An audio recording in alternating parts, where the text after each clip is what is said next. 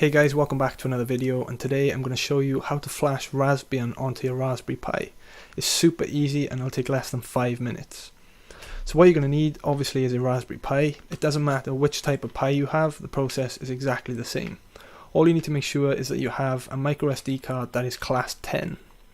You're also going to need a micro SD card reader. If you don't have any of these things, I leave links in the description below where you can buy them. So let's have a look.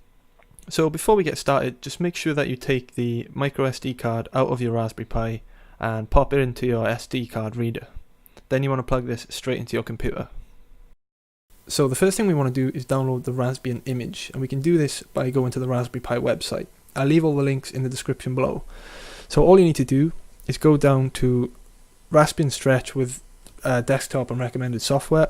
I'd recommend this if you're a beginner, and just click download zip. And that'll download the image to your machine.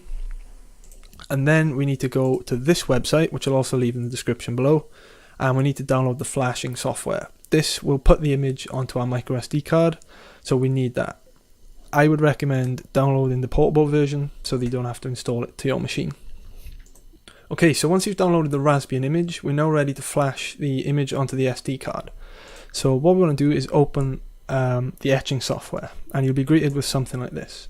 So what we want to do is click select image, and now we can attach the zip file that we've just downloaded. Click open, and you'll see that it'll attach it inside of the software. Then under device you want to click change, and this is where we select the micro SD card that we're going to flash.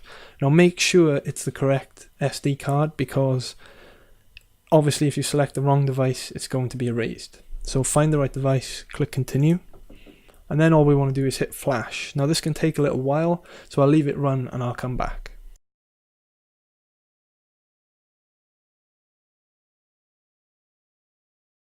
So that's it. As I said, it's nice and straightforward. All you need to do now is plug the micro SD card back into your Raspberry Pi and boot it up as you usually would. And that's it, you're ready to go. So before you go, I just want to say thank you so much for watching. I really do appreciate all the support. If you found this video helpful, please consider leaving a thumbs up and subscribing to my channel. I'd really appreciate this, since it helps my channel grow and I put a lot of effort into making these videos. If you want to support me in other ways, there's a link in the description below where you can do that, but it's up to you. That's about it from me. I hope you all have an awesome day. Take it easy.